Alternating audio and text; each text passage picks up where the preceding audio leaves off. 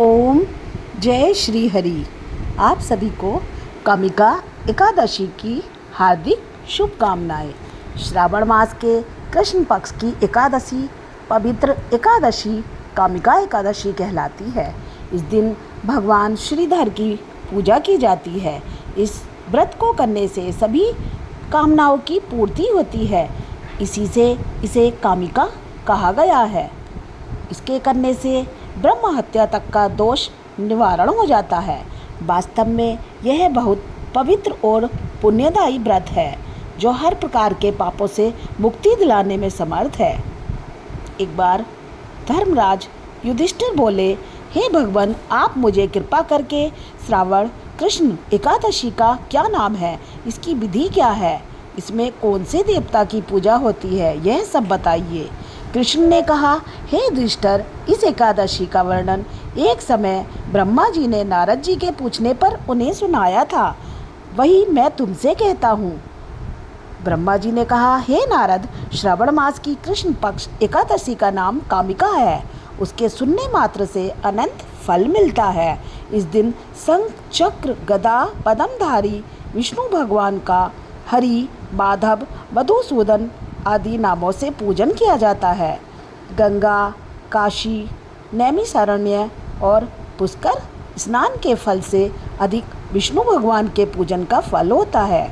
जो पुण्य फल सूर्य व चंद्र ग्रहण पर कुरुक्षेत्र और काशी में स्नान करने से, भूमि दान करने से, सिंह राशि के बृहस्पति में गोदावरी और गंडकी नदी में स्नान करने से प्राप्त होता है, वही फल विष्णु भगवान के पूजन से मिलता है। श्रावण मास में भगवान का पूजन करने से देवता, गंधर्व और सूर्य आदि सब पूजित हो जाते हैं।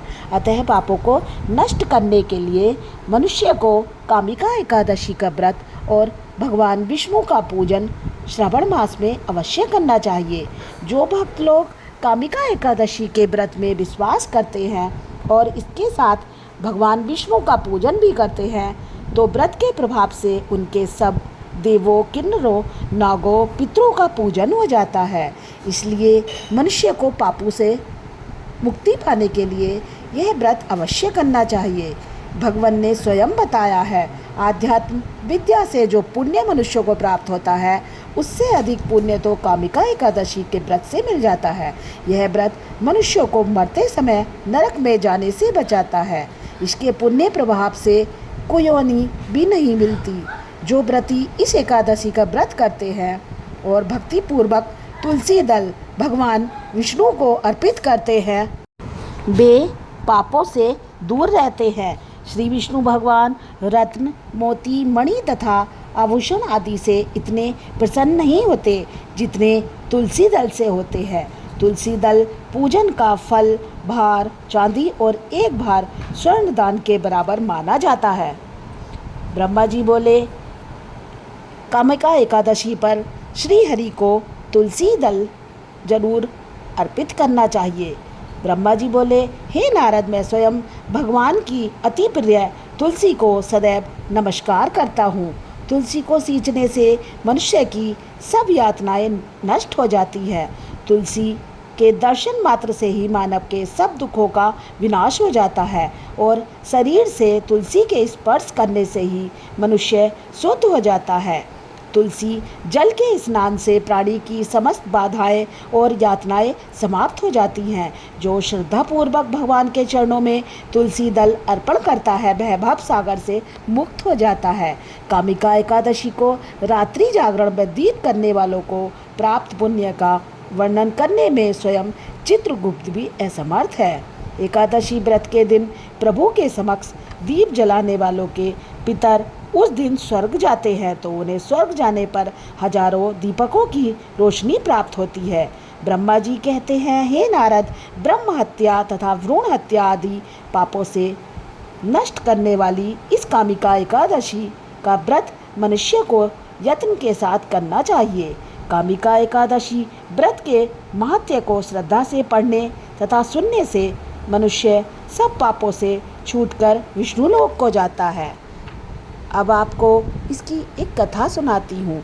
एक समय की बात है, एक गांव में एक क्षत्रिय रहता था।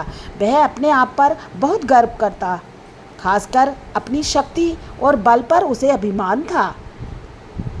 क्षत्रिय भगवान को बहुत मानता था, लेकिन उसके मन में घमंड बहुत था। वह हर दिन भगवान विष्णु की पूजा करता और उनकी उपासना में लीन रहता था। एक दिन वह किसी महत्वपूर्ण कार्य के लिए घर से बाहर यात्रा पर निकला। रास्ते में उसकी मुलाकात एक ब्राह्मण से हो गई। दोनों में किसी बात को लेकर झगड़ा हो गया। झगड़ा इतना बढ़ गया कि बात हाथापाई तक आ पहुंची।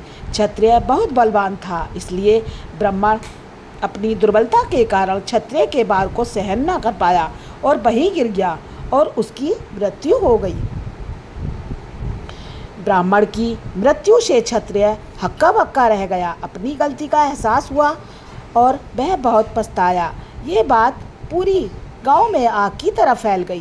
क्षत्रिय युवक ने गांव वालों से क्षमा याचना की और ब्राह्मण का अंतिम संस्कार खुद करने का वचन दिया, लेकिन पंडितों ने अंतिम क्रिया में शामिल होने से इनकार कर दिया। तब उसने ज्ञानी पंडितों से अपने पाप को जानना चाहा तो पंडितों ने उसे बताया कि उसे ब्रह्म हत्या दोष लग चुका है, इसलिए हम अंतिम क्रिया में ब्राह्मण भोज में आपके घर भोजन नहीं कर सकते। यह सुनकर क्षत्रिय ने ब्रह्म हत्या दोष के प्रायश्चित का उपाय पूछा। तब पंडितों ने कहा, जब तक सावन मास के कृष्ण पक्ष की एकादशी तिथि को विधि पूर्वक भगवान विष्णु की पूजा नहीं करता और ब्राह्मणों को भोजन नहीं कराएगा, तब तक उसका कुछ नहीं हो सकता। तब पंडितों ने कहा